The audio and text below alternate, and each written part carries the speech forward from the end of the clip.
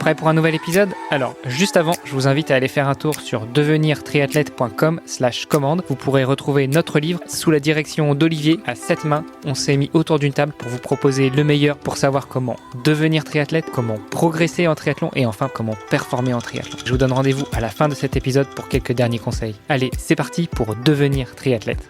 Salut les sportifs, c'est Armano et vous écoutez un nouvel épisode du podcast Devenir triathlète. Comme d'habitude, à mes côtés, je reçois Olivier De Scuter, le fondateur de la marque Ohana et le cofondateur de ce podcast. Salut Olivier. Salut Armano. Et bizarrement, aujourd'hui, on va parler triathlon. Enfin, je m'emporte, on va pas parler que triathlon, on va recevoir Léon Chevalier. Salut Léon. Salut les gars. Bon alors Léon, comment vas-tu aujourd'hui ? Bah écoute, ça va bien. Je suis bien réveillé après une séance de natation et une séance de muscu. Donc tout frais pour le petit podcast. Allez, c'est parti. Bon, comment on dit ? On dit Léon Chevalier, on dit DJ Léon, DJ Chev, comment c'est ? Ouais, non, Léon Chevalier c'est très bien. Gamer, ouais, ça doit faire très longtemps que j'ai pas touché à une console de jeux vidéo.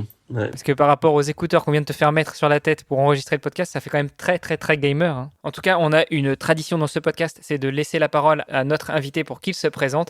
Donc, dis-nous tout, qui est Léon Chevalier ? Quel âge as-tu ? Que fais-tu dans la vie ? Et surtout, raconte-nous tout sur ta première rencontre avec le sport. Oula, alors bon, les trucs dont je suis certain, c'est que je m'appelle Léon Chevalier, j'ai 25 ans et j'habite à Bath en Angleterre. Ouais, je suis triathlète professionnel et je suis aussi étudiant ça s'appelle Chemical Engineering, c'est le parcours que je fais en Angleterre et je pense que la meilleure traduction c'est génie des procédés chimiques, quelque chose comme ça. Et donc j'aurai mon master en juin 2022 et j'ai l'intention de passer sur un doctorat ensuite fin 2022 sur un projet sur les énergies renouvelables ou quelque chose comme ça, un truc assez intéressant et j'ai la chance d'avoir des sponsors qui sont intéressés aussi par ce côté-là, donc j'espère vraiment pouvoir jouer le double truc triathlon et ingénierie côté renouvelable, énergétique, tout ça.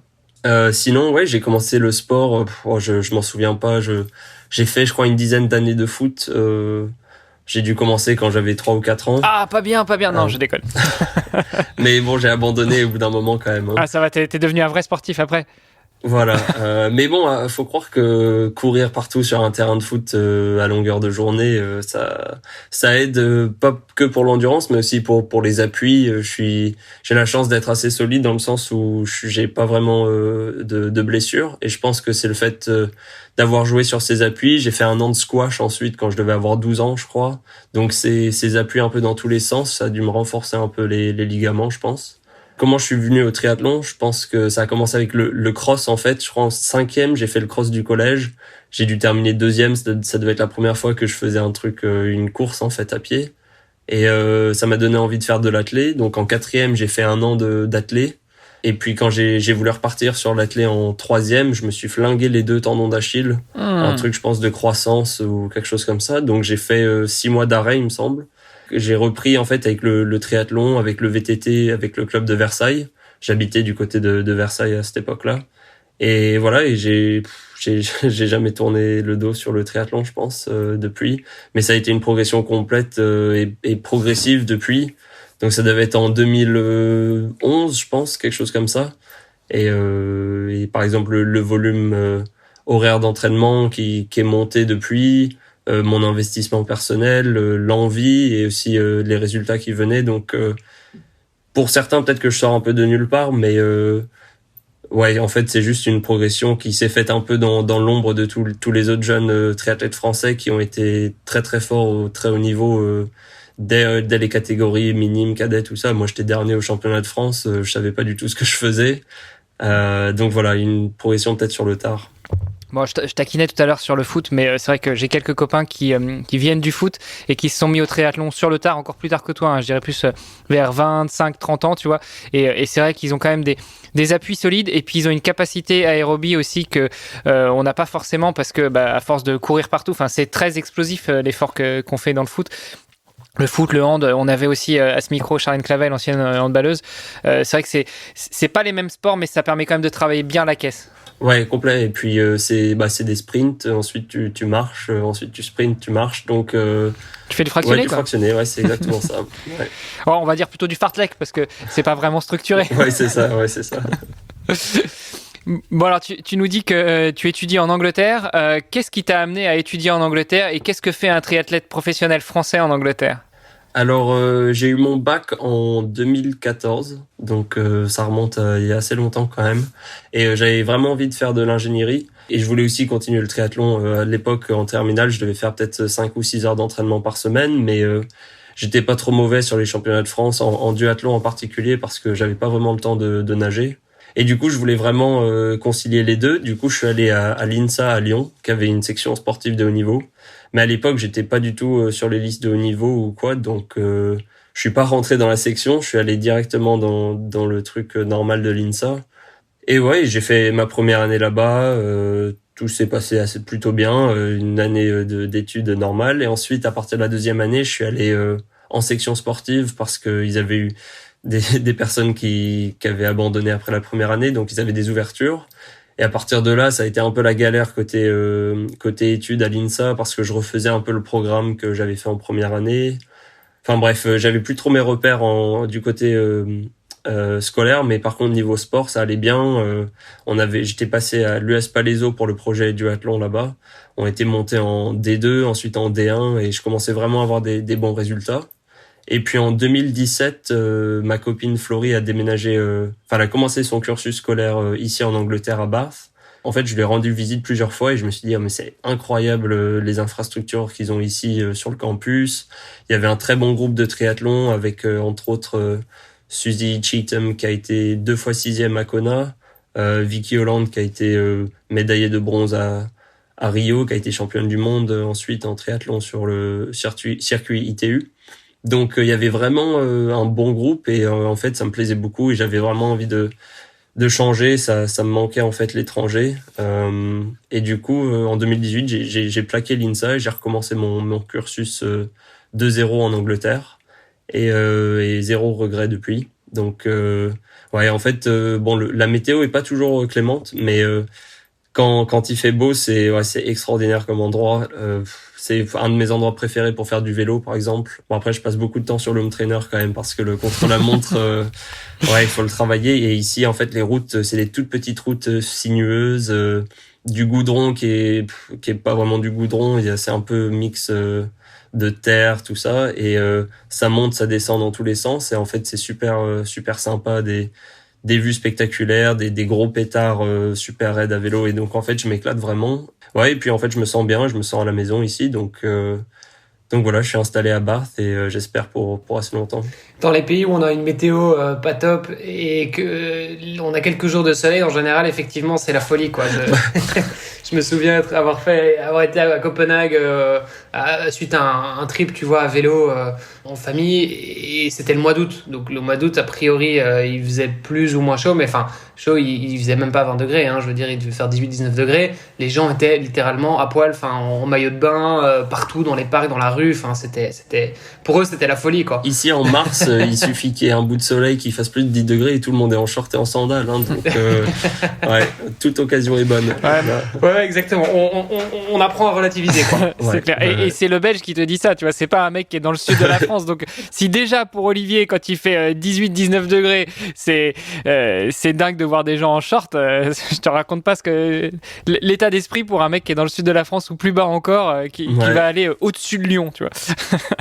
Moi, Bath, ça me ramène au collège. Je sais que j'avais fait un voyage scolaire quand j'avais 12-13 ans et justement, on avait été à Bath et je me souviens la visite des thermes. C'est une ville où il y avait pas mal de flotte quand même pendant longtemps, non? Eh ben ouais, ça me fait rire que tu parles de ça, collège. J'ai l'impression que tout le monde en France est allé à Bath pour un voyage scolaire.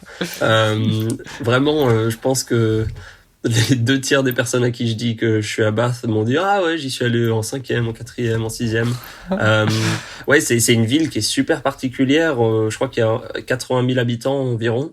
Donc c'est vraiment une grosse ville quand même et qui est en fait paumée au milieu de la campagne, au creux il y a peut-être 7 collines autour de la ville. Donc et Bath c'est vraiment au fond du bol.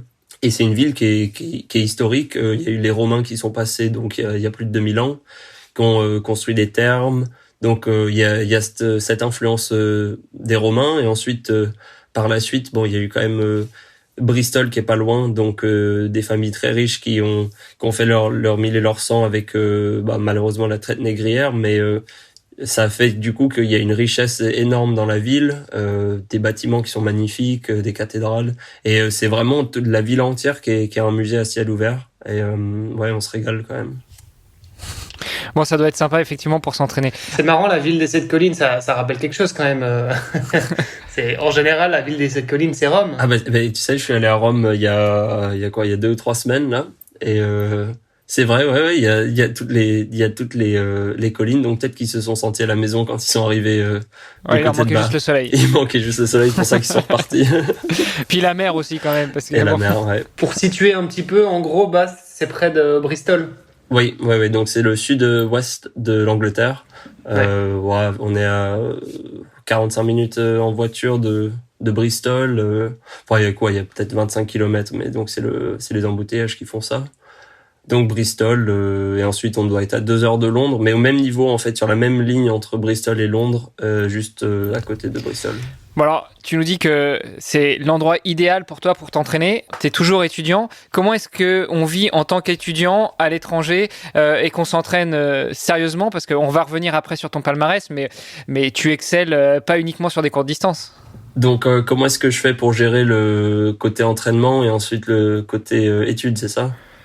Ouais, et puis d'un point de vue financier aussi, tu nous as parlé tout à l'heure de sponsors. Comment est-ce qu'on va à la recherche de sponsors? Comment est-ce qu'on sollicite des sponsors? Comment est-ce qu'on vit grâce aux sponsors? Est-ce que ça suffit à vivre ou est-ce que tu avais mis de côté ou t'as d'autres moyens? Ah oui, alors du coup, juste pour le côté études, je dois avoir une quinzaine d'heures par semaine de cours et tout le reste c'est du travail perso. Donc c'est vraiment à moi de m'organiser. Et d'être productif en fait dans les heures que je consacre au travail académique. J'arrive à le faire marcher, on a aussi quand même pas mal de vacances et tout, et c'est un bon équilibre, et puis en plus ça me plaît vraiment ce que je fais dans les études, donc quand je me mets au travail, c'est vraiment c'est pas quelque chose qui me déplaît, donc c'est pas si difficile que ça de mettre les heures. Ensuite sur le côté financier, c'est vrai que l'année où j'ai déménagé, donc 2018-2019, ça a été quand même ouais, c'est un investissement. C'est 9250 livres de mémoire, les frais de scolarité par an ici, donc 4 ans. Bon, voilà, on est déjà quasi 40 000 livres. Avec le taux de change, ça fait quand même un peu plus. Donc moi, j'ai pris un emprunt à la banque. J'ai dit, bon, écoutez, voilà, moi, je vais aller en Angleterre. J'ai envie de faire mes études là-bas. Eux, ils ont vu que j'étais sur un parcours scolaire qui allait faire l'ingénierie. Ils se sont dit, bon, on lui fait confiance. Bon, il se trouve que là, je suis pas dans l'ingénierie, mais avec le triathlon que j'arrive à avoir des sous. Mais c'était vraiment cette année, je voulais vraiment voir si j'étais capable de vivre du triathlon. En fait, j'ai commencé à m'entraîner avec Rob et Suzy Cheetham en septembre, donc ça c'est avec Cheetham Coaching. Et l'idée de cette année et de l'année prochaine, donc les 2 années qui me restaient à l'université, c'était de voir si je pouvais être un triathlète professionnel qui arrivait à avoir une carrière financière viable en fait. Et donc pour moi, c'était voir si j'étais capable de gagner autant qu'avec un salaire d'ingénieur débutant. C'est pour ça surtout que j'ai visé en brun. Tout le monde le sait, la prime de victoire, le prize money est plutôt intéressant. Ouais, il y a 25 000 euros à la gagne, donc forcément ça aide. Moi, ça effaçait quasiment l'emprunt que je faisais auprès de la banque. Donc voilà, donc il y avait beaucoup de pression, une pression que je me mettais moi-même pour gagner cette course, parce que je savais à quel point c'était important financièrement. On parle beaucoup de motivation, enfin on fait souvent la distinction de la motivation intrinsèque et la motivation extrinsèque. Là, l'intrinsèque, elle était énorme. Voilà, exactement. Et là, pour le coup, Ouais. l'extrinsèque, c'est le truc, ok, il y a une récompense à la clé, et en fait, ouais, quand t'es triathlète professionnel et que tu manges de ça, enfin, je veux dire, c'est ce qui te fait vivre, c'est quand même une motivation en plus pour aller t'entraîner, quoi. Bah voilà, Donc, même s'il pleut, t'as pas le choix, quoi. Ouais, c'est ça. Moi, j'avais d'un côté Rob et Suzy qui m'avaient fait confiance, qui m'ont prêté un vélo, qui m'ont prêté casque, qui m'ont trouvé trifonction, tous les partenaires de Suzy, faut que je prononce ça mieux, de Suzy, qui étaient vraiment derrière moi, derrière le projet, et Rob qui proposait de me coacher gratuitement, de m'aider à faire les bons choix, etc. Donc je sais qu'il y a beaucoup d'athlètes qui emploient un coach, donc c'est l'athlète et le boss. Moi, j'étais vraiment dans une situation où j'étais l'employé, j'étais là pour je voulais vraiment montrer à Rob et Suzy qu'ils avaient fait le bon choix. Mais c'est limite un investissement pour toi. Ils investissent dans toi en espérant avoir un retour. C'est un peu tes actionnaires, quoi.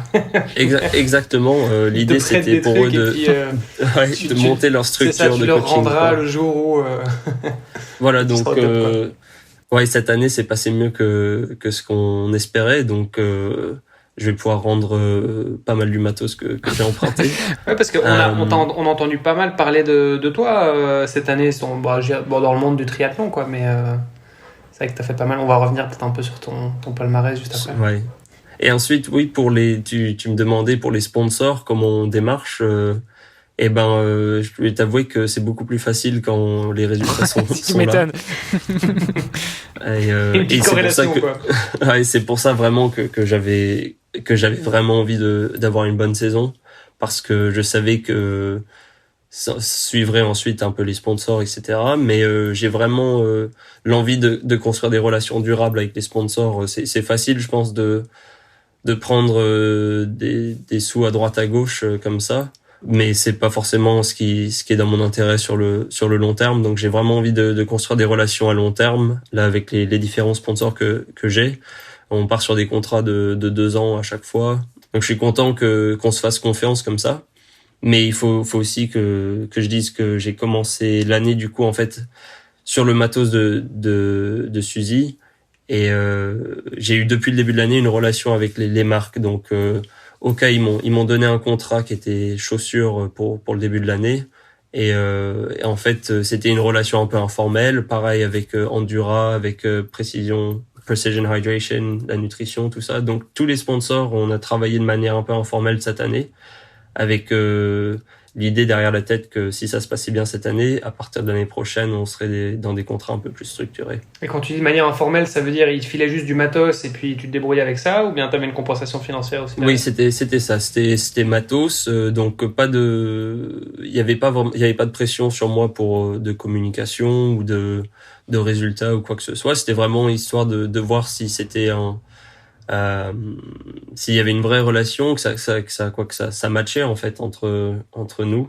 Et ouais, je suis vraiment content des relations qu'on a développées avec les différentes marques, et du coup je leur fais super confiance pour la suite, et eux pareil, ils voient que je fais confiance à eux, que je fais confiance aux produits, que j'ai vraiment envie de faire partie intégrante de l'équipe, quoi. Alors, tu as parlé un petit peu justement du fait que c'est plus facile quand on gagne d'avoir des sponsors et de nouer une relation sérieuse et durable.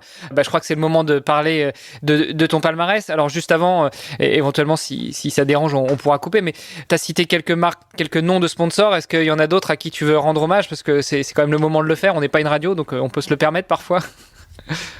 Oui, franchement, il faut que je commence avec Rob et Suzy Cheatham, qui ont vraiment vu en moi du potentiel, et on savait pas vraiment où ça allait mener. Donc, mais ils ont vraiment pris un pari sur moi. Ils m'ont vraiment tout donné pour que je puisse arriver sur les premières courses dans les meilleures conditions possibles, du côté du matos, et ensuite au niveau de l'entraînement, de la structure, tout ça. Donc j'étais vraiment très très bien préparé quand je suis arrivé sur cette saison, alors que c'était pas forcément le cas les saisons précédentes.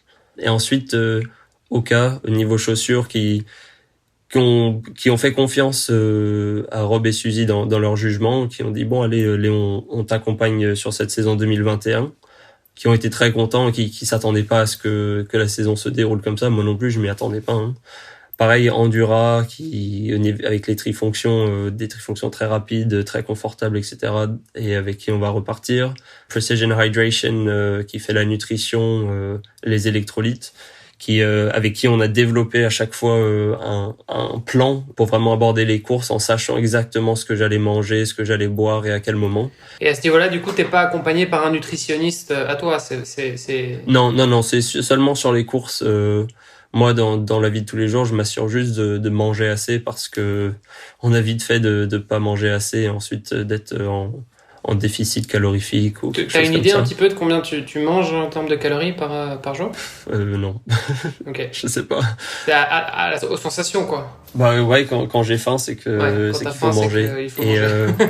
et surtout, ouais, en fait, ce que j'ai découvert cette année, c'est qu'il faut même manger plus. Et en fait, je me rendais compte que le plus je mangeais, et le mieux j'étais. Et même, je crois que je perdais du poids. Enfin, pas dans le sens où j'étais plus affûté parce que mon corps sentait vraiment qu'il y avait jamais de carence.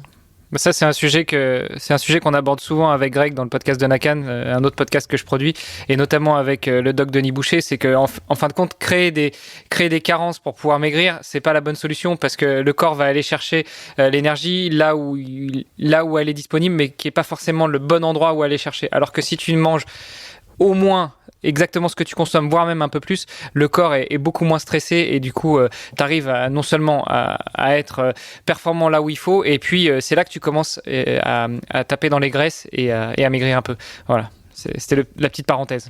Exactement, ouais. Ok, et donc du coup, pour revenir un peu sur ton régime tous les jours, il faut que tu manges en quantité. En termes de, enfin, tu suis d'autres régimes du style, je sais pas, les high fat, low carb ou des trucs comme ça, ou le régime scandinave. Voilà, on entend parler de pas mal de choses. Non, Pas tu du tout, fais pas attention. Tu manges sain? Alors ouais, alors ça c'est, oui, je pense que c'est le plus gros truc. Je fais toujours attention avec à manger varié, avoir les protéines, avoir les vitamines. Je prends des suppléments aussi, vitamine C, vitamine D. On a vu qu'on n'a pas beaucoup de soleil quand même par ici. Je vois pas ce que tu veux dire. Donc je prends un multivitamine tous les matins. Voilà, je mange des fruits, je mange des légumes, j'adore ça. Je mange des protéines, que ce soit en poudre après une séance, que ce soit de la viande, du fromage. Je bois beaucoup de lait. Ouais, voilà, le matin, petit-déj, en général, c'est du pain avec du beurre de cacahuète et de la confiture. Ça change du petit-déj anglais typique, quoi.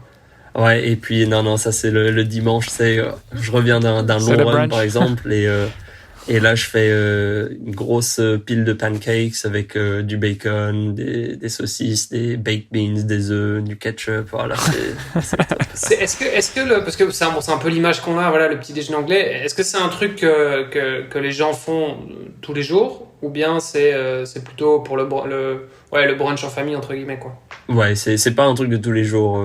C'est vraiment. Après, je sais pas si à une époque ça a été le cas de manger ça tous les jours, mais si tu veux manger un petit déj dehors ou prendre le brunch en ville ou quelque chose comme ça, ouais, moi je prends toujours un full English. Et là, t'as tout ce qu'il faut. T'as les œufs, t'as les saucisses, t'as les baked beans, t'as les hash browns, les tartines. Voilà. Enfin, Ouais, ce que moi je trouve génial, hein. Enfin, moi j'adore faire des énormes petits déj comme ça, histoire de bien commencer la journée. Bon, c'est clair que si tu vas t'entraîner juste après, c'est pas la même chose, mais donc voilà, ça se met pas tous les jours. C'est bien de bien faire le plein, quoi. Et c'est souvent ce qu'on dit aussi, hein, mange comme petit déj comme un roi, déjeune comme un prince et dîne comme un mendiant. Et dîne comme un mendiant, un truc dans le genre, quoi. ouais, moi je t'avoue que moi je mange beaucoup à tous les repas. À tous les repas. Ok, d'accord. Ok, petite parenthèse nutrition du coup. Et du coup, au niveau de ton palmarès, pour revenir sur ce sujet-là, je pense qu'on aura compris que tu as gagné en brun cette année, mais il n'y avait pas que ça. Ouais, il y avait pas que ça. En brun, je pense que ça fait du bruit parce que. Parce que c'est en brun, quoi. Bah, je suis français, c'est l'Embrunman, c'est en France. Ouais, et puis c'est aussi une course que, comme j'ai dit, que je voulais vraiment gagner depuis 18 mois, quoi, je crois, à peu près, que j'avais vraiment que ça en tête. Et donc tu t'es dit, il y a 18 mois avant la course, tu t'es dit, moi je veux gagner en brun et c'est ça qu'on va faire, quoi. Exactement, sauf que au départ c'était pour l'Embrun 2020. Donc au final, ouais, j'avais peut-être 6 mois de prépa pour Embrun 2020. Donc ça a été annulé. C'est pas forcément une mauvaise chose parce que, enfin, personnellement, ça t'a laissé un peu plus de temps pour te préparer. Ça m'a quoi. donné plus de temps et en fait, peut-être que je me voyais un peu trop beau avant Embrun 2020, parce que je me sentais vraiment chaud, mais après avoir fait une année supplémentaire d'entraînement et avoir fait la course, etc., peut-être que Enfin, non, c'est sûr, c'est que j'étais en bien meilleure forme en 2021 que ce que j'aurais pu faire en 2020. Et en plus de ça, enfin, là, cette année, j'avais fait un autre Ironman avant en juillet à Ironman UK. Donc, j'avais déjà un peu l'expérience du longue distance. Ok. Embrun, c'était donc on parle de l'Embrunman hein, évidemment pour ceux qui s'y situeraient pas. C'est un triathlon longue distance donc qui a lieu dans les Alpes, dans les Hautes-Alpes. Toi, t'étais pas spécialement. Enfin, tu nous as dit que c'était un peu vallonné là où t'habites en Angleterre. C'est pas forcément de la haute montagne pour autant. Pas du tout de la haute montagne. Bah ouais, je crois qu'au plus on est à 300 mètres d'altitude. Ouais, comment t'as fait 250. pour gérer ça? T'as fait des stages en altitude? T'es allé t'entraîner dans les Alpes avant la course? Comment t'as géré ça? Alors, je passe tous les étés, je passe 2 semaines en Maurienne, du côté de Valseny. J'ai mes parents qui ont un petit appart là-bas, donc c'est vraiment mon truc tous les ans, j'y vais, j'adore ça. Je fais le col de l'Iseran, petite anecdote, je suis 9e ex aequo sur le top 10 Strava avec Thibaut Pinot, sur la montée du col de l'Iseran. Donc ouais, la montagne c'est quelque chose que j'adore. Le vélo c'est vraiment ce que je préfère dans le triathlon et en particulier rouler en montagne. Et alors ici du côté de Bath, bah il y a pas de long col, mais Ça te manque pas? si. Un petit peu quand Si, mais en même temps, il y a quand même de quoi faire, je pense. Bon, après, le plus long qu'on ait peut-être ici, c'est 3 kilomètres, mais à 15% de moyenne ou quelque chose comme ça. Donc, c'est des murs, quoi. C'est comme en Belgique, quoi. ouais. Donc, ça monte vraiment très, très fort. Et sinon, bah voilà, je passe beaucoup de temps sur le home trainer à essayer de simuler ce genre d'effort qui est plus long. Mais ouais, du côté de l'altitude, cette année, qu'est-ce que j'ai fait de particulier? Bah je suis arrivé dans les Alpes 3 semaines avant la course. Donc ouais, c'est en termes d'acclimatation, mais Embrun c'est pas si haut au final. Il y a juste le sommet de l'Isoire. C'est pas si haut, mais tu montes quand même. Ouais, mais je crois que c'est 2000 l'Isoire ou c'est quoi? Ou c'est juste en dessous? Je sais C'est plus. un peu plus de 2000, ouais, l'Isoire. J'ai plus le chiffre exact. Et Embrun, c'est quoi? C'est à 800 mètres, je crois, d'altitude? C'est 800 mètres, donc bon, Ouais. c'est pas tout à fait rien, mais donc j'avais fait 2 semaines à 1400, puis une semaine à 1850 à Risoul, et ensuite je suis descendu en Embrun. Sachant Et qu'Embrun, l'Isoire, c'est à c'est vraiment 2300. c'est dans la vallée, hein, Embrun, donc c'est au début du lac de Serponçon, et donc en fait, quand tu pars d'Embrun, bah a priori tu montes d'office, quoi. Enfin, je veux dire, même si tu vas vers Briançon, ça monte. Donc en fait, ouais, ça monte dans tous les cas, C'est quoi. finalement ça la difficulté d'Embrun, c'est que déjà c'est jamais plat, c'est que c'est du triathlon de montagne, donc bah t'es quand même un peu en altitude. Et puis ça c'est, on parle que de la partie vélo, mais il y a aussi la partie course à pied. Embrun c'est plus du trail que de la route quand même. Ouais, non, j'ai trouvé que c'était quand même, par rapport à par exemple la course à pied sur l'Alpe d'Huez, non, enfin Embrun, il y a pas de piège. Enfin, c'est des sables blancs, quoi. Non, des chemins blancs. Donc, des petits gravillons, donc ça, pas de souci. Le reste, c'est du bitume. Bien sûr, il y a la côte. Je crois que c'est la côte des Chamois, qui est à faire 3 fois, avec une très, très belle épingle, mais, ouais, moi, je m'étais dit, bah, je marche pas la côte, hein. Je marche que de toute façon, moi, en course, je marche que les ravitaux. Je m'autorise pas à marcher ailleurs. Donc, il était hors de question de marcher dans la côte des Chamois. Et, voilà. Tu sais à combien de degrés elle est? Ah, je sais pas. Si je c'est dis beaucoup 20 en vente. degrés. Au plus pentu, ouais, non, c'est vraiment un mur. L'épingle, là, la dernière épingle, elle est vraiment, vraiment très pentue. Ok. Et donc du coup, quand t'arrives 3 semaines avant la course, toi dans ta tête, il se passe quoi? Tu te dis, enfin, ok, tu te dis je veux la gagner, ou je dois la gagner, j'ai pas le choix. Mais c'est quoi pour toi la probabilité? Est-ce que tu te dis, ok, je la gagne, 100% sûr que je la gagne, 50%, 20%, enfin tu vois, comment tu te sens, il se passe quoi dans ta tête? 3 semaines avant, Serein. j'étais pas certain. Je savais pas trop. Je venais d'arriver dans les Alpes, je venais de faire, du coup, j'étais en train d'essayer de enfin, après Ironman UK qui s'est déroulé, je crois, le 4 juillet, je termine 3e, c'est mon premier Ironman, il a fallu, du coup, récupérer et repartir direct dans une prépa, pour, full, juste derrière. Donc, à 3 semaines de la course, j'étais encore un peu dans les vapes, à essayer de faire les derniers préparatifs pour Embrun. Donc ouais, j'avais vraiment la tête dans le guidon, Et puis ensuite, ouais, en fait, le jour où je suis arrivé dans les Alpes, j'ai fait un énorme week-end en course à pied. Je sais plus, j'ai dû faire 70 bornes en 2 jours ou un truc comme ça, je sais plus, ou en 3 jours peut-être, ouais. Et puis ensuite, j'enchaîne avec 6 heures avec le Galibier, 6 heures à vélo le lendemain. Donc un gros week-end à ce moment-là. Et ensuite, en fait, je suis allé le jeudi, je sais plus quelle date c'était, faire le triathlon de l'Alpe d'Huez, le L. Et c'est après cette course en fait que je me suis senti vraiment confiant pour Embrun, parce que j'ai eu un beau mano à mano avec Clément Mignon à l'Alpe d'Huez. Et puis je savais que c'était à peu près la même start list pour Embrun. Donc voilà, donc j'ai vu comment ça s'était passé à l'Alpe d'Huez. Je savais que l'Alpe d'Huez, j'étais pas dans les meilleures conditions. Donc je savais que pour Embrun, ça allait ça le t'a faire. mis dans l'ambiance, quoi. Ça t'a donné confiance. Et donc Ouais. là, tu t'es dit, ok, c'est bon, j'ai au moins 50% de chance de gagner, c'est ça? Bah pour moi, avant la course Embrun, je savais que si je faisais de la course dont j'étais capable, et en plus de ça, avoir la chance de pas de crevaison, pas de chute, pas de gros pépins. Normalement, j'étais le plus fort là-bas. Après, voilà, Embrun, c'est une très longue journée, donc il peut se passer plein de choses. On n'est jamais à l'abri d'un coup de chaleur, de plein de trucs. Donc voilà, je savais que si je gérais bien ce que je faisais, et ben j'étais capable d'être à l'avant de la course. Et ensuite, en fait, au moment où je bascule au sommet de l'Isoire, j'avais, je sais plus, 2 minutes ou quelque chose comme ça sur les poursuivants. Je savais qu'à ce moment-là, il suffisait que je savais que j'allais continuer à au moins garder l'écart, si ce n'est creuser sur le retour vélo. Et ensuite, il me suffisait de courir sous les 3 heures le marathon, que je savais dont j'étais capable.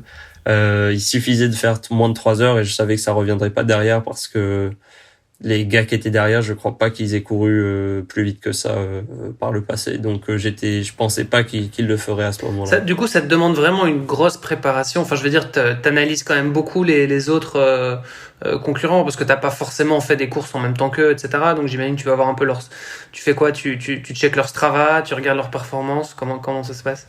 Après, j'essaye d'éviter quand même de trop regarder les autres. Enfin, chacun fait sa prépa comme il veut. Ça, c'est à chacun de décider. Mais non, avant une course, c'est super important pour moi de savoir ce que je vais faire et à quel moment, d'avoir un vrai plan et ensuite de juste l'exécuter.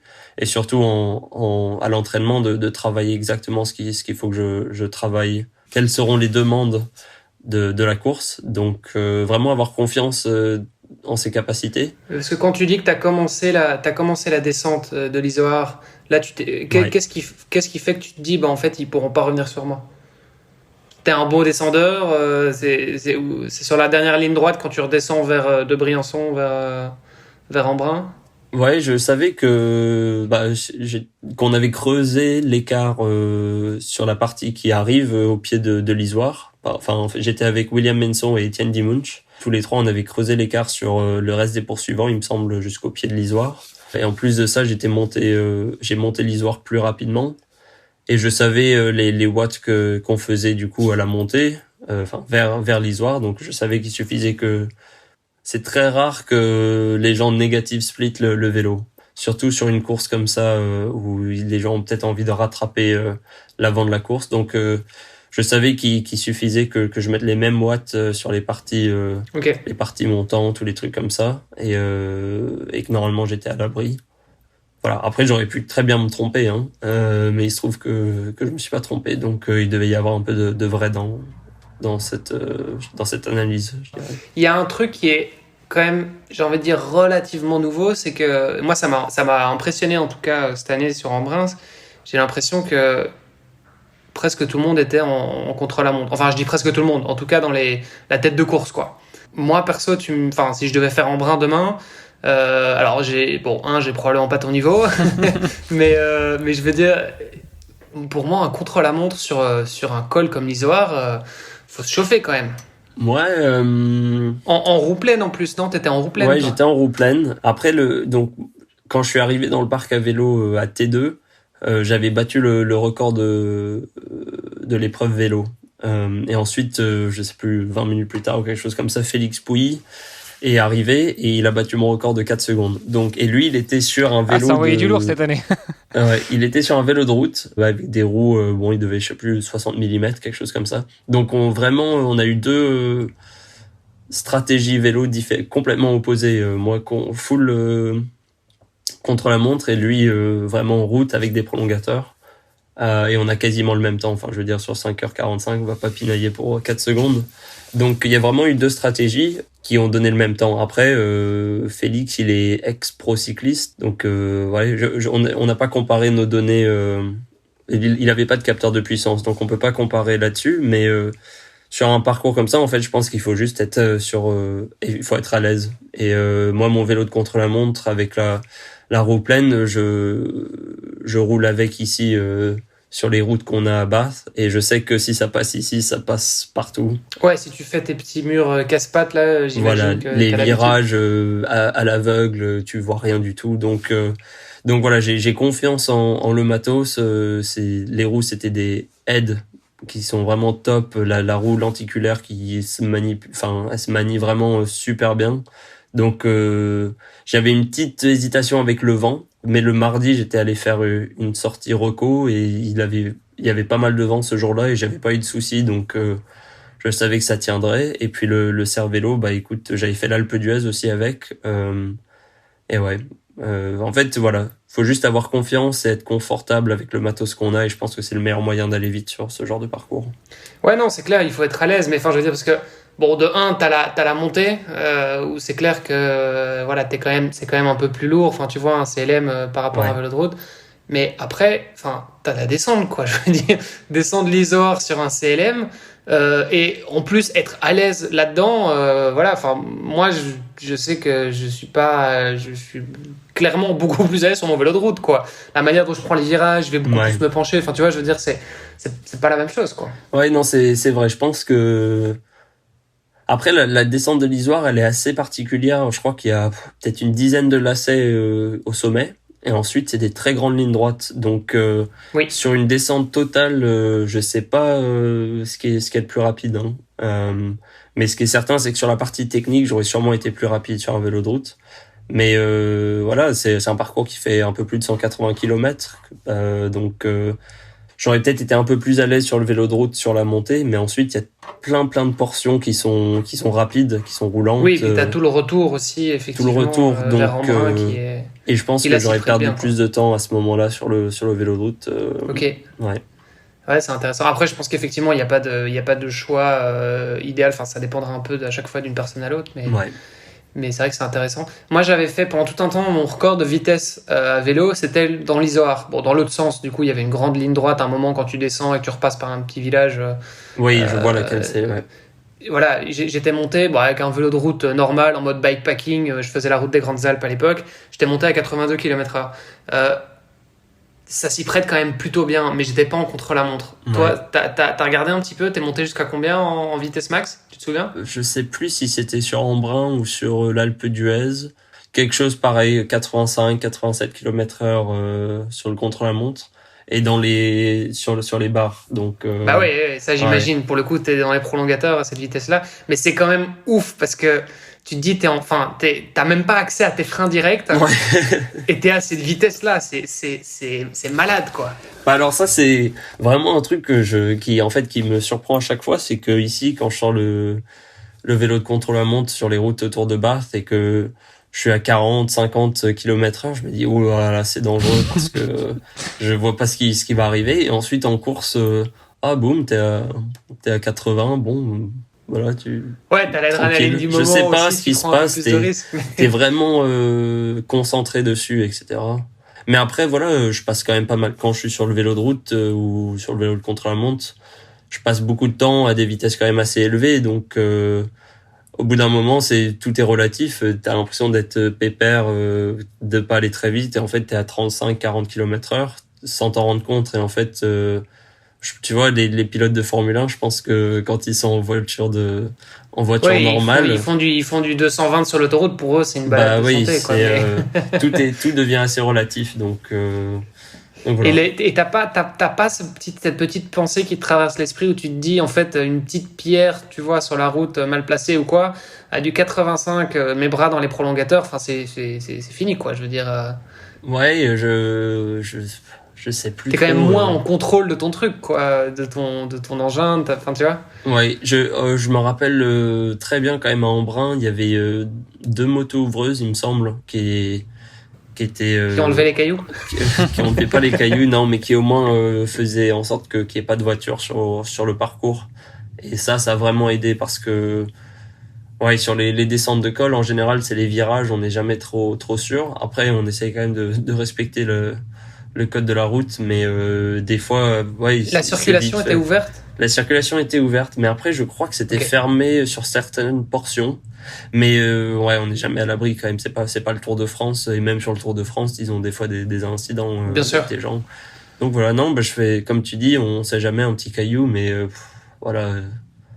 En même temps, à 80 km/h, le caillou, je pense que tu tombes dessus, il explose en plein vol et toi tu continues tout droit. Hein, Ouais, donc, ça dépend de la taille du caillou, on va ça dire. dépend. Mais j'ai eu des moments, j'ai eu des moments un peu chauds, mais je suis pas encore tombé. Je touche du bois, faut que j'aille trouver du bois là. C'est bon. Ouais, pas encore de chute sur le contre-la-montre cette année. Ouais. On a parlé d'Embrun, mais t'as pas gagné que Embrun cette année. C'était vraiment l'année de toutes les victoires pour toi. Ouais, Embrun c'était la première grosse victoire, mais le Ironman Majorque c'était quand même un autre calibre de victoire quand même avec les gars qui étaient présents. Aller en dessous de 8 heures en plus. Ouais, non, c'était vraiment pas du tout attendu, Majorque et le résultat là-bas. En fait, au départ, bah, j'étais qualifié pour Kona, donc je devais aller à Kona en début octobre. Et puis quand ça a été annulé, ben je me suis dit, bah, j'avais prévu quand même de faire un Ironman à ce moment-là, donc autant trouver une course de substitution. Et quand je me suis inscrit pour Majorque, l'idée c'était juste de courir un marathon en moins de 2h50 parce que à Bolton, Ironman UK et Embrun, c'est des parcours qui sont quand même très difficiles et j'ai fait 2h55, il me semble, les deux. Et donc j'avais un côté de moi, je me disais, oh, j'espère quand même que c'est pas ma limite. Enfin, je pensais quand même que je pouvais aller plus vite que ça sur un marathon. Donc l'idée vraiment, le seul objectif pour Majorque, c'était de courir moins de 2h50 au marathon, vu que c'était un marathon qui était tout plat. Ouais, tu sais que t'es pas obligé d'aller sur un Ironman pour courir un marathon en moins de 2,50. Hein. Tu peux faire un Oui, marathon sec. Hein. Ouais, mais ça compte pas du coup. À ce moment-là. Ah ouais. Ouais, ça compte que en course quoi, parce que je sais que, enfin, en plus cette saison, ça a été un peu la folie avec les chronos sur Ironman.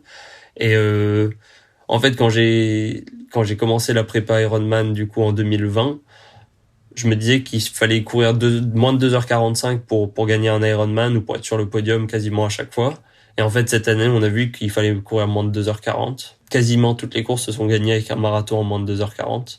Ensuite, voilà, moi j'ai fait 2h46, je crois, à Majorque. C'était un chouï long, donc peut-être 2h45, enfin bref. Autour de 2h45, ça passait.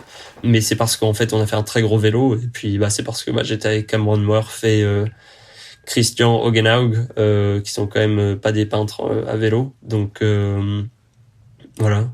Ah oui, non, pour revenir, oui, l'objectif pour Majorque, du coup, c'était de courir moins de 2h50. Et en fait, quand j'ai vu que Cam Murph était sur la start list, je voulais aussi voir si j'étais capable de rouler avec lui. Donc voilà, quand je suis sorti de l'eau et qu'il était juste à côté de moi, je me suis dit, ouh là là là là, ça va être 180 km à bloc. si j'y arrive à bloc. Et ouais, du coup, je suis parti avec lui pour voir combien de temps je tiendrais. Et au final, bah, ça a tenu tout du long. Donc, Alors attends, ouais. Quand tu dis que t'es parti avec lui, que t'as fait toute la course avec lui, rassure-nous, sur Ironman, c'est no drafting. Donc tu as été, vous avez maintenu les 10-12 mètres d'écart. Alors ouais, c'est 12 mètres par rapport à la roue la roue de roue avant à roue avant. Donc ouais, une douzaine de mètres entre chaque concurrent. Mais le truc avec l'aérodynamisme, c'est que le plus vite tu vas et plus les distances sont relativement petites. Donc 12 mètres à 20 km/h, ça fait pas beaucoup de différence, mais d'un coup, quand on est à 50-60 km/h, 12 mètres, c'est comme si on était dans la roue de quelqu'un d'autre à 25 km/h. Et donc en fait, ouais, de un, il y a quand même un côté avantageux en termes d'aérodynamisme à être dans un groupe. Et ensuite, il y a surtout le côté dynamique de course. Ouais, c'est ça, c'est dans la tête, quoi. C'est le mental. Se calquer sur les allures des autres. Moi, je suis passé devant quelques fois sur le vélo. Cam est resté derrière à 12 mètres. Et ça permet de laisser les autres, en fait, prendre un peu le pacing, quoi. C'est comme courir derrière quelqu'un. Des fois, c'est plus facile que de courir devant parce qu'on n'a pas à mettre soi-même l'allure. Il suffit juste c'est moins d'énergie mentale de suivre que d'imprimer soi-même le rythme. Et en plus de ça, Cam, il est cycliste pro, donc toutes les trajectoires, les trucs comme ça, il connaît, donc ça aide de suivre, voir où lui il passe. Ouais, c'est comme en pleine nuit, en plein brouillard, tu te mets à l'arrière de la voiture qui est devant toi, comme ça tu bénéficies lui de ses. Voilà. De et ses c'est phares. pas pour autant qu'on se colle au pare-choc de la voiture devant. Ouais. C'est clair. Et alors, du coup, tu arrives à le suivre en vélo, et puis en course à pied, parce que tu gagnes quand même la course. Donc, ça se gagne sur quoi? Sur la fin? Ça se gagne un peu au début? Tu as été beaucoup plus fort en course à pied, c'était comment? Ça s'est joué par rapport à Cameron Wharf. Sur la course à pied, non, j'ai couru 7 minutes plus vite, je crois. Donc ouais, non, j'étais quand même plus rapide en course à pied, mais c'est par rapport à Florian Angert qui termine deuxième. Lui, il a couru 3 ou 4 minutes plus rapidement que moi, et ça s'est vraiment joué à pas grand chose sur la fin. Je crois 50 secondes, quelque chose comme ça. Alors que j'ai commencé le marathon avec 5 minutes d'avance. Donc il m'a repris 4 minutes sur le marathon. Il fallait pas que le marathon fasse 43 km, quoi. Ouais. Bon, après, j'ai géré, entre guillemets. Hein. Après, j'ai eu un énorme coup de bambou à une dizaine de kilomètres, je crois, de l'arrivée, ou 5 kilomètres, je sais plus trop. Et je voyais plus rien, je sentais plus... j'arrêtais pas de me mordre à l'intérieur de la bouche, je sentais rien du tout. Mais je savais où se trouvait la fin de la course, donc j'ai géré l'effort pour vraiment arriver à ce moment-là. Mais le moment où j'ai passé la ligne, boum, j'avais plus rien. Blackout, il y avait plus rien. S'il avait fallu courir 1 kilomètre de plus, je l'aurais fait. Ouais, c'est assez incroyable de voir en fait comment on est capable de se pousser alors que le corps veut plus, mais moi j'avais pas le choix. Enfin, c'est un peu dommage de passer 2h45 à l'avant de la course, de gagner la course et ensuite dans la dernière minute de la perdre. Donc j'allais vraiment pas laisser filer ça, quoi. Et là c'était du rolling start ou vous êtes parti en mass start et du coup t'arrivais à contrôler quand même par rapport à celui qui était derrière toi, ou pour le coup c'était chaud bouillant parce que t'aurais pas forcément pu contrôler à quelques secondes près? Alors non, c'était un mass start. Okay. Il me semble qu'ils ont fait rolling start pour les groupes d'âge, mais pour les pros ça a toujours été des courses en mass start. Ce qui est, c'est tellement mieux pour la course justement, parce que tout le monde sait. Bien sûr, mais ça existe du rolling start chez les pros sur le format je Ironman? Non, je pense pas. Non, ils démarrent toujours en même temps. Ouais. Alors, justement, tu nous dis pour les pros, ce qui veut dire que t'es passé pro. Quand est-ce que c'est passé chez toi le switch pour te dire, ok, je suis pas trop mauvais en groupe d'âge, mais ce serait pas correct de jouer avec les groupes d'âge, et que tu t'es décidé à passer pro, ou peut-être même que finalement tu t'es pas dit ça, c'est juste que il y a un moment où tu t'es dit, allez, c'est bon, c'est maintenant, j'y vais. Et je t'avoue, j'ai jamais fait de course groupe d'âge, donc j'ai fait moi j'étais sur le circuit D1, ITU, tout ça jusqu'en 2019. En fait, en 2018, j'ai fait ma première course ITU, donc j'ai fait une Coupe d'Afrique et j'ai terminé 4e, ce qui était une énorme surprise pour moi et ce qui m'a un peu poussé. Je me suis dit, en fait, il y a peut-être un truc à faire en triathlon. Et j'ai fait ensuite 2 autres Coupes d'Europe cette année-là. Et puis en 2019, j'ai fait une autre Coupe d'Europe, je crois. Enfin bref, j'étais quand même, au niveau de la Fédé, j'avais quand même des résultats qui étaient probants. Et il me semble que un des critères pour avoir la licence pro, c'était d'être dans les 300 premiers mondiaux, quelque chose comme ça. Et à l'époque, j'étais dans les 300 premiers mondiaux ITU. Donc j'ai eu ma licence pro en 2019 pour ma première sur longue distance qui était le Challenge Majorque. Donc voilà, donc j'ai fait cette course en 2019. j'ai terminé 7e, il me semble. Tout s'est mal passé ce jour-là. Je suis tombé à vélo, j'étais coincé sur le petit plateau, il y a mes prolongateurs qui se détachaient, enfin bref, que tout se passait mal. Et voilà, et ensuite il y a eu le Covid, donc j'ai pas pu courir en 2020, mais j'ai toujours eu la licence pro. Donc voilà, j'ai pas eu de switch. Le switch était plutôt courte distance à longue distance. Ok. Alors, c'est marrant que tu nous parles de licence pro. On en a déjà parlé avec plusieurs invités qu'on a eu sur le podcast, mais quand tu parles de licence pro, c'est la licence pro Ironman, où tu as pris toutes les licences pro parce que tu as dit que ta première course en pro, c'était sur le challenge. On est bien d'accord, challenge et Ironman, c'est un peu deux bêtes noires. Ouais. Alors oui, la licence pro, c'est quoi? Non, quand je veux dire licence pro, c'est juste l'autorisation de la Fédé française pour m'inscrire sur les courses professionnelles. Donc en fait, quand on s'inscrit, quand on prend la licence Ironman professionnelle, on envoie un email avec sa licence, licence fédérale, celle que tous les licenciés FF3 ont. Et en plus de ça, on envoie le courrier de la Fédé qui dit qu'ils autorisent Léon Chevalier à s'inscrire sur les courses professionnelles. Et pareil pour Challenge ou des trucs comme ça. Il faut en fait une autorisation de la Fédé. Toutes les Fédés sont un peu différentes. Certaines ont un papier, je crois, licence pro. Pour la Fédé française, non, c'est juste un mot de la Fédé. Ok. Et c'est quoi qui t'a fait démarrer sur longue distance? Parce que t'as 25 ans, c'est quand même encore jeune pour partir sur la longue distance, non? Ouais, c'est vrai que c'est assez jeune, mais au final, on a quand même de plus en plus de jeunes sur le... Ouais, non, il y en a de plus en plus, je suis d'accord avec toi. On recevait Sam Laidlaw il y a pas si longtemps aussi. Pareil, sur longue distance, enfin... Il est chaud aussi, quoi. Ouais. Ça doit être un truc avec les triathlètes franco-anglais, franco-britannique. Non, je pense que cette raison c'est pour moi, mais je pense que c'est un peu pareil pour tout le monde qui passe sur longue distance. Mauvais nageur. Ouais, alors Sam, lui, il est très très bon nageur, donc il a pas cette excuse-là, mais c'est plutôt trouver sa niche. Je pense qu'on a tous envie d'être moi je voulais être athlète professionnel. Moi que ce soit en triathlon, en ski, en trampoline, je pense que je m'en fichais un peu, j'avais vraiment envie d'être athlète pro. Après il te reste le curling, hein. Il reste le curling. Après voilà, moi je voulais être athlète pro, mais quand même que ce soit viable, que je puisse quand même en vivre normalement. Et du coup, pourquoi t'as fait des études sur le côté? C'est un backup, c'est un plan B, c'est parce que tu t'embêtes, t'es un peu hyperactif? Ah non, j'adore vraiment l'ingénierie. Et aussi, mes parents m'auraient jamais laissé... Et enfin, même moi, je me serais jamais laissé... Quoique c'est vrai, je viens de dire que j'ai toujours voulu être athlète pro. C'est ça, si tu dis, moi, c'est le seul truc que je veux faire dans ma vie, tu vois, à la limite, tu mets toutes les chances de ton côté. Ah ouais. Parce que j'imagine que si t'étais pas aux études, potentiellement, tu pourrais peut-être t'entraîner quelques heures de plus par semaine, ou, enfin, tu vois. Non, t'es déjà au max. Ouais, en vrai.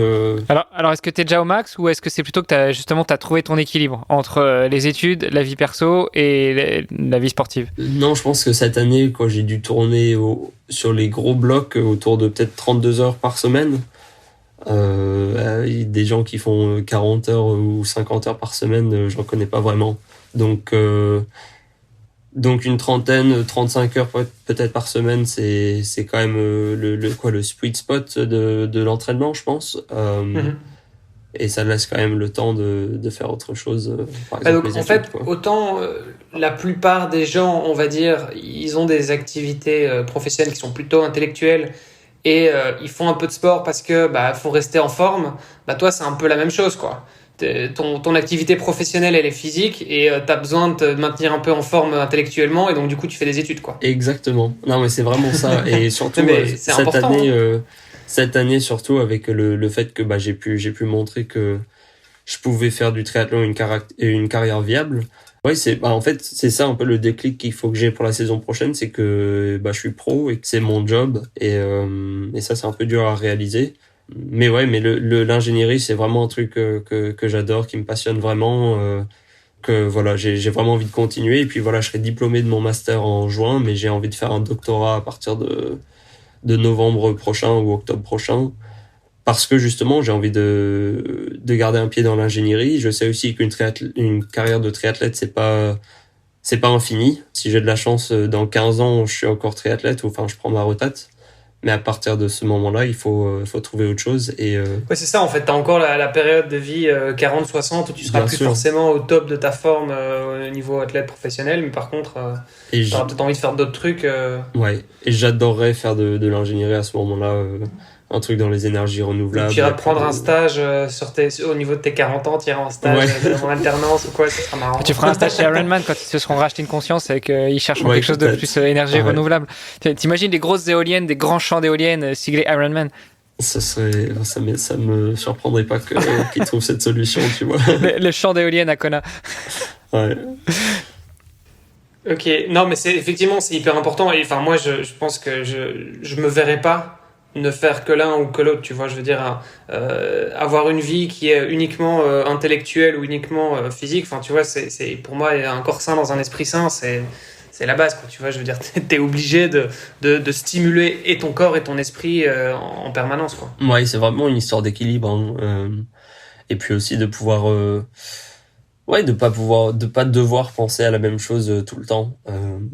Quand j'ai un dossier à rendre ou un projet à faire, je suis stressé sur le projet, mais du coup, aller m'entraîner, c'est sympa. Et pareil, quand je sais qu'il faut que je m'entraîne beaucoup, qu'il y a un objectif qui arrive, et je peux aller juste me perdre un peu dans mes études et penser à ça pendant un bout de temps. Ouais, puis c'est complémentaire, quoi. Ça fait du bien, justement, je trouve, De débrancher. ça te permet de penser à autre chose ou ne pas penser à autre chose, justement, mais il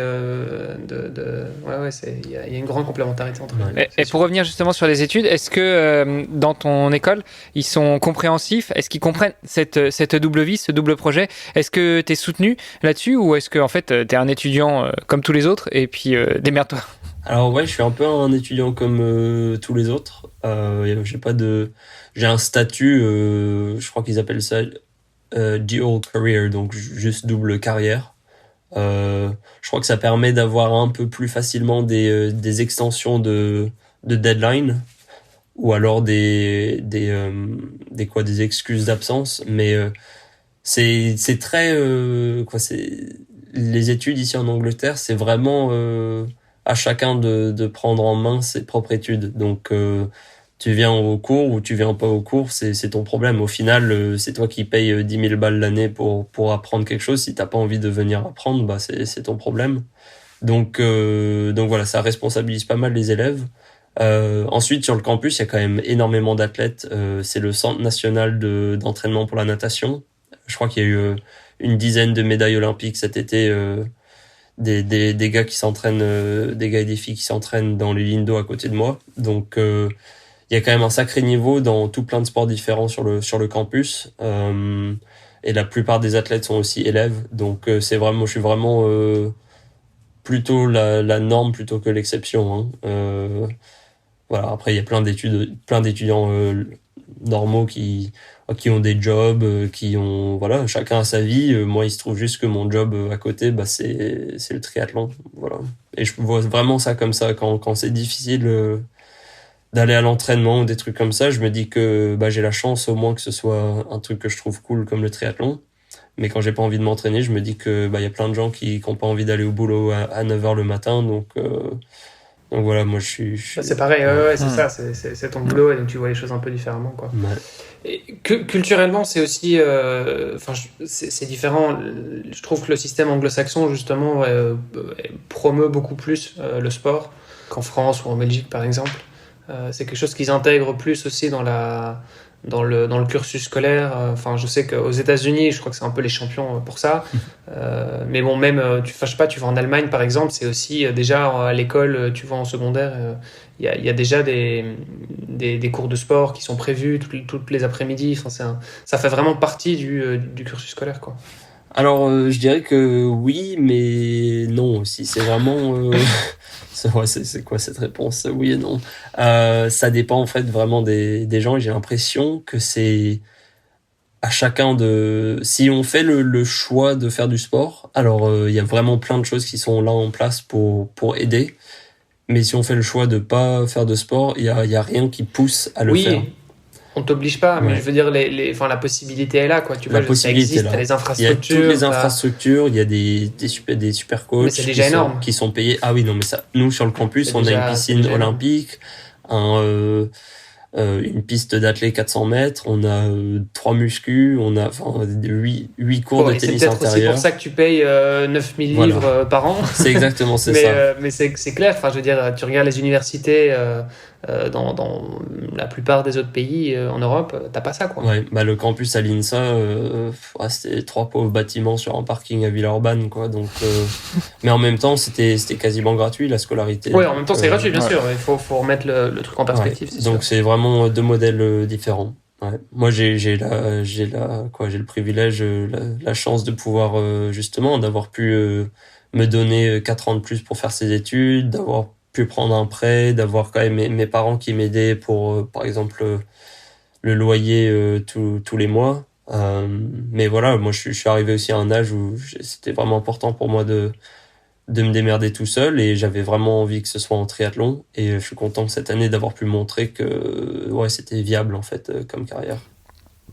Alors pour revenir sur ta semaine de triathlon, tu nous as dit que parfois quand tu as des gros blocs, tu montes à 32, 33 heures par semaine. Tu peux nous faire un petit... continuer à nous faire rêver et nous parler d'une semaine type d'entraînement. Là, tu nous as dit juste avant d'enregistrer le podcast, ce matin, tu as déjà fait une grosse séance de natation et puis une grosse séance de muscu. J'imagine qu'entre-temps, tu as ouvert 2 bouquins et rendu 3 dossiers. Mais sinon, une semaine type pour toi, ça ressemble à quoi ? Ouais, je vais faire plutôt 2 semaines type parce que je pense vraiment pour moi il y a 2 semaines type qui sont assez différentes. Il y a la semaine en hiver et il y a la semaine en été. Et la semaine en hiver, ça va être entre 15 et 25 heures d'entraînement. Là, je suis en phase de reprise, donc c'est juste en dessous de 20 heures d'entraînement par semaine. Et chaque jour, c'est entre 2 et 3 séances. Alors, je nage 5 fois par semaine avec le groupe sur le campus. Chaque séance, c'est 1h30. Et c'est à 8h tous les matins. Donc, voilà, en gros, entre 8h et 10h, je suis à la piscine. 2 fois Du lundi au vendredi. du lundi au vendredi. Voilà. Ensuite, Ok. 2 fois par semaine, j'ai muscu. 1 heure de muscu où on travaille ce qu'il faut travailler pour être sûr que j'ai pas de blessures et que je puisse ensuite aussi avoir plus de force, plus d'explosivité, etc. Enfin bref, moi je fais confiance au coach de me dire ce qu'il faut que je fasse. Voilà, après j'ai des séances de vélo et des séances de course à pied. Donc une journée type, ce serait par exemple aujourd'hui, voilà, natation le matin, suivi par muscu et ensuite cet après-midi j'ai une séance sur le home trainer. Voilà, et puis peut-être que demain, je sais pas trop, j'ai pas regardé ce que j'ai à faire demain, mais ce sera peut-être natation et puis une course à pied un peu plus longue. Donc voilà, 2 à 3 séances et j'essaye avec les études voilà, moi j'ai une séance cet après-midi de sport, donc ça me donne quelques heures pour faire des cours. En plus tout est en ligne en ce moment avec le Covid, donc je peux vraiment faire pendant les heures qui m'arrangent. Voilà. Et puis pour une semaine en été, en général, bah voilà, j'ai pas de cours, donc ça aide un peu. Généralement, je suis dans les Alpes, donc voilà, une petite séance de natation, peut-être 1h20 si je peux. Et puis une grosse sortie à vélo que j'adore. Je vais aller me faire 3-4 cols, un truc comme ça, donc partir 6 heures à vélo et puis un petit jogging de 30 ou 40 minutes quand je rentre. Voilà. Et puis ouais, ce sera plutôt autour de entre 30 et 35 heures. Et j'ai pas fait de muscu cet été, pas une seule fois, juste parce que bah il y avait pas de salle de muscu et puis c'est difficile, enfin c'est plus dur d'y aller quand il y a pas de coach, pas de groupe, pas de salle. Donc voilà. Ouais, parce que enfin, la muscu, c'est vrai que t'as souvent pas d'objectif. Enfin, tu vois, je veux dire, Ouais.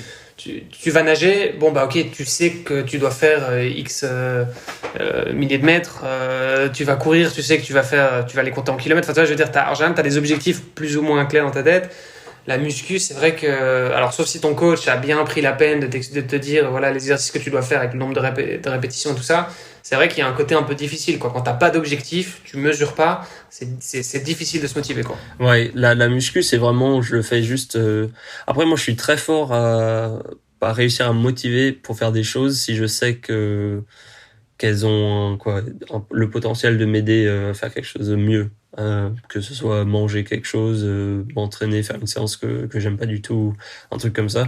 Je suis très bon à voir en fait les résultats plutôt que la tâche qui est à faire.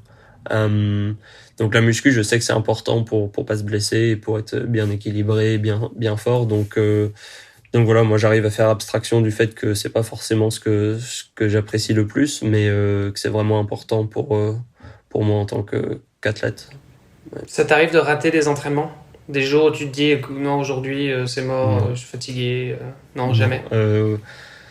Si on dit qu'il y a trois séances par jour sur une année, ça fait quoi, un peu plus de 1000 séances. Je crois que cette année j'en ai loupé 3. Et c'est parce que c'était un petit jogging de 20 minutes en veille de course. J'avais une petite douleur au genou, donc on a fait bon allez, on n'y va pas. Et puis les 2 autres, je sais pas, peut-être j'étais malade ou un truc comme ça. Mais je loupe jamais des séances. Je fais toujours toute la séance comme il faut. Ouais, voilà, parce que tu peux pas te pointer au boulot et pas te pointer ou alors y aller et puis décider que tu vas pas le faire. Donc voilà, donc je fais toutes les séances. Non, c'est clair, mais potentiellement, enfin, tu vois, je sais pas, il y a peut-être des gens qui, au boulot, ils vont se dire, bon, bah voilà, je dois encore faire ça, mais je suis fatigué ou j'ai des trucs à faire, j'ai un dîner, tu sais quoi, tant pis, je le ferai demain. Ouais, le problème avec l'entraînement, c'est que, il y a de l'entraînement demain aussi, donc. Ouais, mais dans le boulot aussi, je veux dire, le mec tu vois, qui termine pas son dossier ou quoi et qui se dit, je le fais demain, a priori, le lendemain, il a aussi du boulot, donc. Ouais. En soi, on pourrait le comparer, mais c'est quand même impressionnant de voir, de se dire, voilà, sur 1000 entraînements sur ton année, t'en as loupé que 3, c'est quand même pas mal, quoi. Ouais. Après, mon coach m'écoute beaucoup, on communique beaucoup quand même avec Rob. Ouais, s'il y a des semaines où t'es un peu plus fatigué ou quoi, il va adapter, j'imagine. Voilà, donc la semaine avant Embrun, j'étais malade, j'ai chopé un coup de froid en fait dans les Alpes, à monter les cols, à transpirer, et ensuite il faisait assez frais quand même cet été, donc le journal sous maillot. Ouais. Et du coup, j'ai chopé un petit coup de froid, et puis aussi quand tu coupes avant une course, en général ton corps il décompense. Il fait, oh là là, ouais, tiens, là je m'entraîne plus, donc et en fait tu tombes souvent malade, donc cette semaine-là, voilà, je lui en ai parlé. Il adapte ensuite les séances que j'ai à faire dans la semaine qui viennent. Et donc voilà, j'ai loupé 3 entraînements sur les. Enfin, j'ai dit 3, c'est peut-être 2. 2 entraînements sur les séances qu'il m'a données. Après, des fois, on part sur une semaine. Il me donne une semaine le dimanche soir. Il me dit les entraînements qu'il faut faire la semaine. S'il se passe quelque chose pendant la semaine qui fait que c'est pas possible, et on diminue, ou alors autrement on se dit en fait là on allait couper, mais je me sens encore vraiment frais, etc. On va pousser encore un peu plus longtemps, donc on est quand même tout le temps en train de revoir un peu où on en est. Ouais. Ok. Et pour la suite, parce que tu nous as dit t'espères durer le plus longtemps possible en tant que triathlète pro. Tu continues tes études, donc tu veux t'orienter vers un doctorat. Mais et après, parce que quand tu nous dis que par exemple tu nages tous les jours de 8 à 10, on est bien d'accord que si tu as un job, ça va être compliqué d'aller tous les jours nager de 8 à 10. Ouais, non, quand j'ai un job mais là, ton normal... job, c'est être triathlète pour les 15 prochaines années, là. Voilà, là, voilà. Donc c'est ça.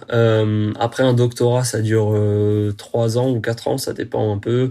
Puis c'est pas non plus, c'est possible de faire 2 doctorats si on veut. Donc on verra. Moi j'ai vraiment envie de garder un pied dans l'ingénierie. Et puis en vrai, le truc idéal pour moi, c'est d'être athlète et ingénieur pour un sponsor. Et là j'ai l'impression, on n'est qu'au début de nos relations avec mes différents sponsors, mais j'ai l'impression que c'est peut-être le genre de truc qui sera possible d'ici quelques années. Donc attends, et tu verrais ça avec quel type de sponsor? Parce que là, toi, t'es quand même plutôt spécialisé dans la chimie. Alors, c'est le génie des procédés chimiques. C'est un peu, en fait, c'est un peu tout. Ouais, de l'alimentation jusqu'à la fabrication des produits, t'interviens sur toute la chaîne, quoi. Voilà, c'est ça. En fait, on est tout type de produits, à un moment a été supervisé, ou un ingénieur de ma formation sera intervenu, que ce soit pour faire le design de la machine, ou alors décider la quantité de produits qui va rentrer, quels sont les types de réactions à faire, etc.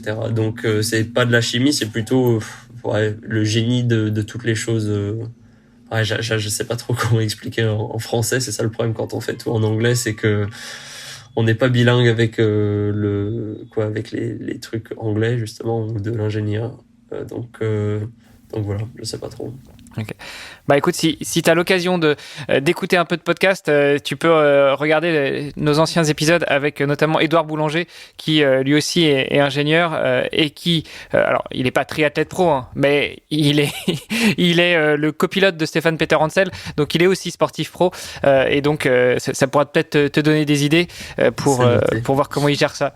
Ouais. Super. Et ici, on souhaite continuer à discuter avec toi, échanger avec toi, avoir plus d'infos sur ta formation, venir te rendre visite sur le campus ou envoyer nos gosses pour qu'ils se rendent compte que c'est possible d'avoir une double vie et qu'à Bath, c'est super sympa. Comment est-ce qu'on peut te contacter ?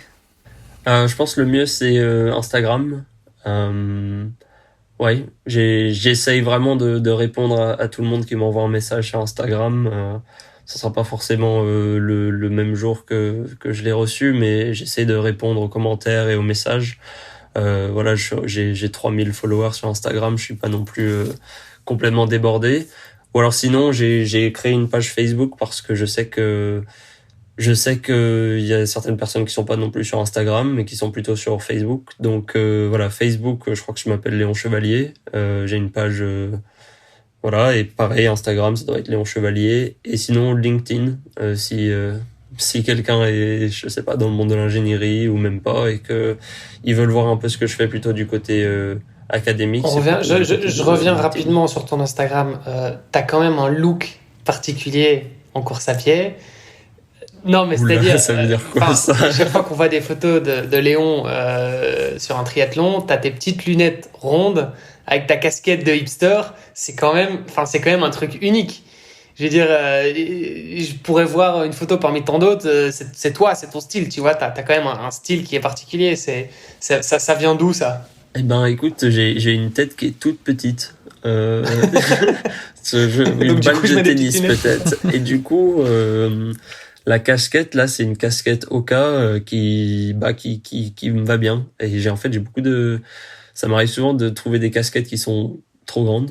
Enfin bref, et qui vont pas du tout. En fait, voilà, on dirait une balle de tennis sur laquelle on a mis un casque de vélo. Enfin bref, donc j'ai une toute petite tête et cette casquette Oka me va très bien. Et c'est mon coloc qui est aussi sponsor par Oka, qui en avait une qui traînait en début d'année. Il m'a dit, ah tiens, tu peux la prendre. Donc voilà, la casquette et les lunettes, c'est des Roka. Voilà, j'avais la possibilité de prendre des petites lunettes. Elles sont super légères, elles tiennent très bien derrière les oreilles. Donc voilà. Moi, je sais pas. J'aime bien. Après, je sais que le père de ma copine, il aime pas les lunettes, donc ça plaît pas forcément à tout le monde. Je sais pas. Ah non, mais c'était pas du tout pour critiquer. Moi je trouve ça génial et parce que je trouve que ça te donne vraiment un look, quoi. Ouais. C'est parce que c'est des lunettes un petit peu rondes. Enfin, tu sais, c'est quand même différent des lunettes qu'on a l'habitude de voir. Ouais. Les grosses visières ou les trucs comme ça. Ouais, c'est ça. Les lunettes un peu typiques qu'on a à vélo et qu'ont la plupart des triathlètes. Hein. Ouais. Toi, t'as des petites lunettes justement qui sont qui sont différentes, quoi, et je trouve ça cool. Bah écoute, c'est sympa. Après, je sais que en vrai, je sais que c'est important de créer sa marque, entre guillemets, créer son image. Mais c'est ça, pour moi, c'est un peu je me demandais du coup, est-ce que c'était voulu, est-ce que aller chercher cette petite touche un peu hipster comme ça, tu vois, est-ce que c'était un truc qui était recherché ou est-ce que c'est vraiment par hasard, tu t'es dit, tiens, des lunettes, une casquette, et puis en fait, ouais, c'était pas du tout travaillé. Mais voilà, peut-être que du coup, mais non, mais c'est vrai que j'aimerais bien garder un peu ce côté. Enfin non, mais ça me va très bien comme. Il y avait alors je me souviens plus du tout de son nom, mais je me souviens, il y a un triathlète qui a tout le temps des lunettes Aviator, les Ray-Ban. D'accord. Hyper classiques, mais qui sont pas du tout des lunettes de sport. Mais bon, voilà, bref. Mais le mec performe quand même pas mal. Et il est systématiquement avec ses lunettes Aviator, et ça, voilà, c'est devenu son identité, quoi. Ouais. Ça fait partie de son truc. Après, non, je rassure, c'est quand même des lunettes qui sont. Je crois que c'est des lunettes outdoor. Voilà. Donc, courir avec, c'est possible. Ouais. Ok. Eh ben, écoute, super. Merci beaucoup pour ce bon moment passé avec toi, Léon. Merci à vous. on te souhaite une très bonne continuation. Nul doute qu'on suivra ça de près. Donc, bon courage pour tes prochains objectifs. Et puis, bon, le master, on aura compris, c'est les doigts dans le nez, ça va être facile. Mais bon, après, il y a le doctorat. Donc, on refera peut-être un point dans 3 ans après ton doctorat pour savoir où est-ce que tu en es en termes de tri et en termes d'études. Ouais, et j'espère que je vais continuer sur cette lancée parce que c'est cool. Écoute, merci en tout cas pour l'échange et on suivra tes performances de très près en 2022 alors. Merci les gars. Merci. Salut beaucoup. à vous. Merci à toi. Ciao. Merci d'avoir écouté cet épisode jusqu'au bout. N'oubliez pas de rejoindre notre groupe Facebook pour discuter avec les invités, commenter et poser vos questions. Et Olivier et moi, nous vous répondrons dans un prochain épisode. À la semaine prochaine. Salut les sportifs.